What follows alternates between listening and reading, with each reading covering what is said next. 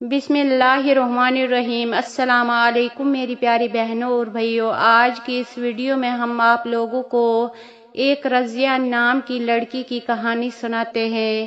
یہ ایک دلچسپ اور سبق آموز کہانی ہے، اس لیے ویڈیو کو شروع سے لے کر آخر تک ضرور دیکھیے گا۔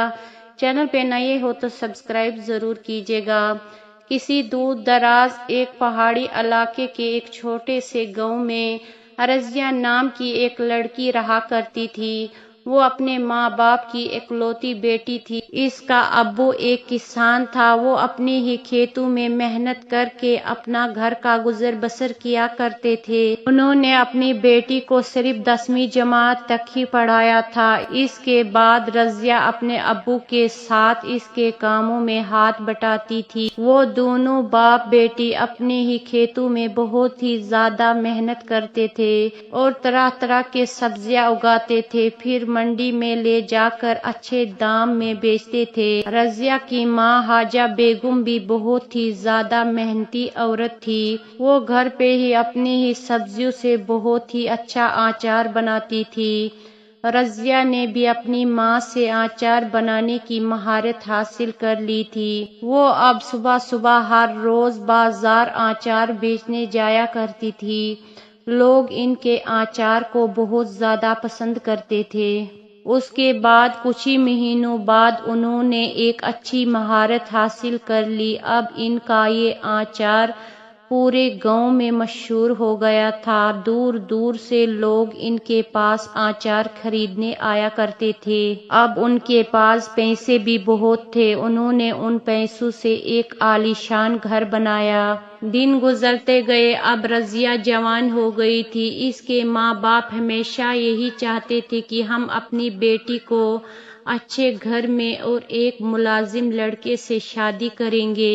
ان کی بیٹی جوان ہوئی تو آخر کار انہوں نے ایک امیر گھرانے کے ایک فوجی لڑکے سے اس کی شادی طے کر دی۔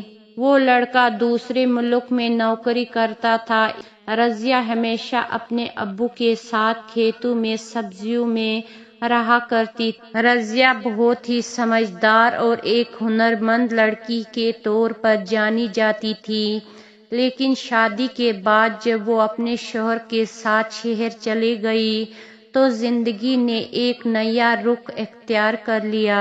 شادی کے کچھ ہی مہینوں بعد رضیہ کا شوہر دوسرے ملک ڈیوٹی پر چلا گیا اور اب رضیہ اکیلے ہی گھر کی ذمہ داریاں نبھانی پڑتی تھی۔ شروع میں اسے شہر کی زندگی راس نہ آئی تھی۔ وہ گاؤں کی کھلی فضا، ہریالی اور کھیتوں کو بہت یاد کرتی تھی، لیکن رضیہ ایک حوصلہ مند لڑکی تھی۔ اس نے فیصلہ کیا کہ وہ اپنی مہارت کو بیکار نہیں جانے دے گی۔ اس نے گھر میں آچار بنانا شروع کر دیا۔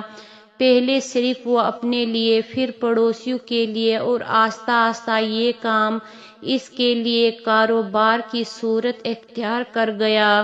اس کا بنا ہوا آچار اتنا مزیدار تھا کہ لوگ دور دور سے اسے خریدنے آنے لگے۔ رضیہ کے شوہر کا نام عاصم تھا۔ عاصم شادی کے بعد شروع میں بہت ہی اچھا تھا، لیکن جب وہ دوسرے ملک نوکری کرنے گیا تو آہستہ آہستہ اس کا رویہ بدلنے لگا۔ اب اس کو رضیہ کے ساتھ رابطہ کم ہو گیا تھا۔ رضیہ بھی اب یہی سوچ رہی تھی کہ آخر کار عاصم کو ہوا کیا؟ 1 سال ہو گیا اور وہ کبھی گھر بھی نہیں آیا۔ اب رضیہ کو ایک بیٹی ہو گئی تھی۔ ایک دن کسی نے رضیہ سے کہا کہ ہم نے سنا ہے کہ عاصم نے وہاں دوسری شادی کر لی ہے۔ رضیہ کے لیے یہ خبر کسی قیامت سے کم نہ تھی۔ اس نے کبھی سوچا بھی نہ تھا کہ عاصم، جس کے ساتھ اس نے اپنی زندگی کے خواب بنائے تھے، اسے یوں دھوکہ دے گا۔ پہلے تو وہ صدمے میں رہی، مگر جب حقیقت واضح ہو گئی کہ عاصم نے نہ صرف دوسری شادی کر لی ہے بلکہ اس سے کوئی تعلق بھی نہیں رکھنا چاہتا، تو رضیہ نے خود کو سنبھالنے کا فیصلہ کیا۔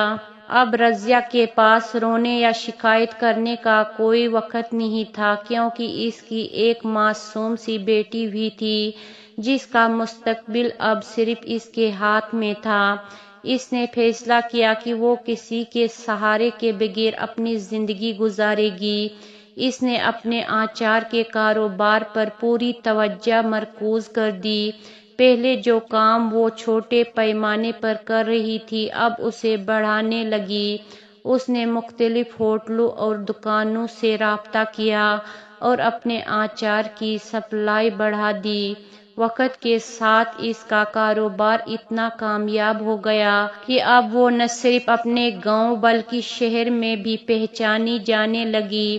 اس کی محنت اور لگن رنگ لانے لگی اور وہ اپنی بیٹی کے لیے ایک مضبوط سہارا بن گئی۔ چند سال بعد ایک دن اچانک عاصم کی کال آئی۔ رضیہ نے اس کا فون نہیں اٹھایا، فوری اس کی کال کاٹ دی اور اپنی بیٹی کی طرف مسکرا کر دیکھا۔ وہ جانتی تھی کہ اب میں ایک مضبوط عورت ہوں جو کسی کے دھوکے سے ٹوٹنے والی نہیں۔ رضیہ نے اپنی بیٹی کے لیے دن رات محنت کی اور اپنے آچار کے کاروبار کو مزید بڑھایا۔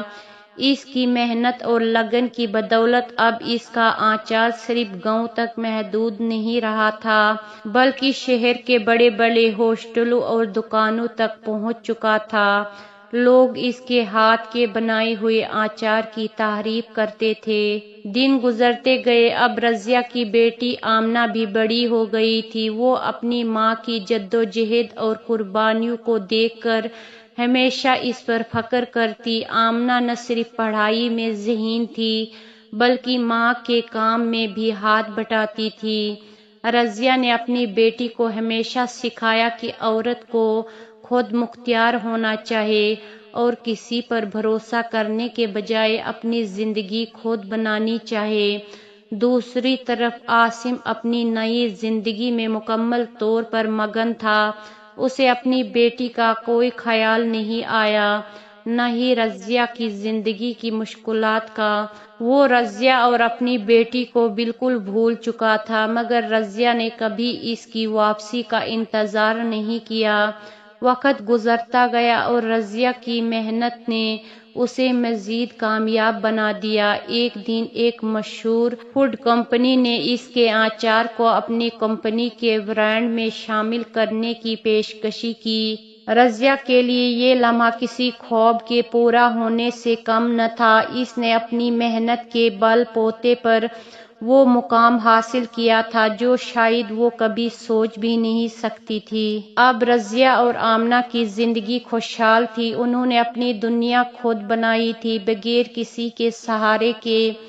رضیہ کی کہانی پورے گاؤں میں ایک مثال بن گئی کہ اگر عورت مضبوط ہو، خود پر یقین رکھے اور محنت کرے تو وہ کسی کے سہارے کے بغیر بھی اپنی زندگی کامیابی سے گزار سکتی ہے۔ کئی سال بیت گئے، رضیہ کی محنت رنگ لاتی رہی اور اس کا نام نہ صرف گاؤں بلکہ شہر بھر میں مشہور ہو چکا تھا۔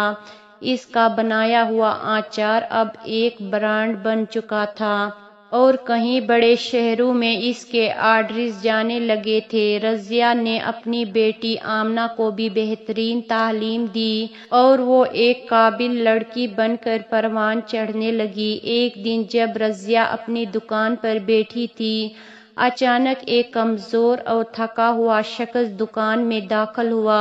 اس کے بال بکھرے ہوئے تھے، چہرے پر افسردگی اور آنکھوں میں شرمندگی تھی۔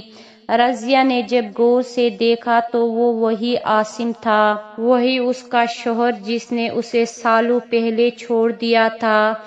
آج شخصیت خوار حالات میں اس کے سامنے کھڑا تھا۔ عاصم نے لرزتی آواز میں کہا، رضیہ مجھے معاف کر دو، میں نے جو کچھ کیا اس کا انجام دیکھ لیا۔ جس عورت کے لیے میں نے تمہیں چھوڑا اس نے مجھے دھوکہ دیا، میری زندگی برباد کر چکی ہے، میری کوئی عزت نہیں رہی، میرا کوئی سہارا نہیں رہا۔ میں جانتا ہوں میں گناہ گار ہوں، لیکن کیا مجھے دوسرا موقع مل سکتا ہے؟ رضیہ نے ایک گہری سانس لی، لمحہ بھر کے لیے خاموش رہی اور پھر پرسکون لہجے میں کہا، عاصم تم نے جو کچھ کیا اس کی معافی شاید خدا دے دے، لیکن میں نہیں۔ جب میں کمزور تھی تم نے میرا ساتھ چھوڑ دیا، جب ہمیں تمہاری ضرورت تھی تب آپ نے مجھے اور میری بیٹی کو اکیلا چھوڑ دیا اور کبھی پلٹ کر بھی نہیں دیکھا، اور آج جب میں مضبوط ہوں، اپنی دنیا خود بنا چکی ہوں، تو تم اب واپس آئے۔ آمنہ جو قریب ہی کھڑی تھی، اس نے باپ کو پہلی بار دیکھا تھا، مگر اس کے دل میں اس کے لیے کوئی محبت نہ تھی، صرف ایک اجنبی کی طرح دیکھا اور کہا ہمیں تمہاری ضرورت نہیں، ماں نے ہمیں سب کچھ دیا ہے، وہی ہمارا باپ ہے، وہی ہماری دنیا ہے۔ یہ سن کر عاصم کی آنکھوں میں آنسو آ گئے، مگر رضیہ اور آمنہ کے لیے اب وہ ایک پرایا شخص تھا۔ رضیہ نے عاصم کو جانے کے لیے اشارہ کیا اور وہ باہر نکل گیا۔ رضیہ نے آمنہ کو گلے لگایا اور وہ دونوں اپنی نئی کامیاب اور خوشحال زندگی کی طرف بڑھنے لگے، جہاں ماضی کے دکھوں کے لیے کوئی جگہ نہیں تھی۔ عاصم کے جانے کے بعد رضیہ اور آمنہ نے اپنی زندگی میں مزید آگے بڑھنے کا فیصلہ کیا۔ رضیہ کا کاروبار دن بدن ترقی کر رہا تھا اور اب وہ نہ صرف آچار بلکہ دیگر دیسی کھانے بھی بنانے لگی تھی۔ اس نے گاؤں کی اور بھی عورتوں کو اپنے ساتھ ملا لیا تاکہ وہ بھی اپنے پاؤں پر کھڑی ہو سکے۔ آمنہ نے اب تعلیم مکمل کر لی تھی، وہ اب اپنی ماں رضیہ کے کاروبار میں جدید طریقے لے کر آئی۔ رضیہ کا نام اب ملکی سطح پر مشہور ہو چکا تھا اور لوگ اس کی کہانی کو ایک مثال کے طور پر دیکھنے لگے۔ اب رضیہ اور آمنہ نے مل کر ایک خوبصورت گھر بنایا اور اس میں پرسکون زندگی گزارنے لگے۔ اس لیے زندگی میں جتنی بھی مشکلاتیں کیوں نہ آئے، لیکن ہار کبھی نہیں ماننا چاہیے۔ اس ویڈیو کے آخر میں ہر بہنوں کو یہی پیغام دینا چاہتی ہوں کہ تمہاری طاقت کسی اور کے سہارے میں نہیں بلکہ تمہارے اپنے حوصلے میں ہے۔ اگر تم محنت کرو گے تو دنیا کی کوئی بھی طاقت تمہیں کامیاب ہونے سے نہیں روک سکتی۔ مزید اسی طرح کے سبق آموز اور دلچسپ سٹوریز دیکھنے کے لیے اس چینل کو سبسکرائب ضرور کیجیے گا۔ ملتے ہیں کسی اور ویڈیو کے ساتھ، تب تک کے لیے اجازت دیجیے۔ اللہ حافظ۔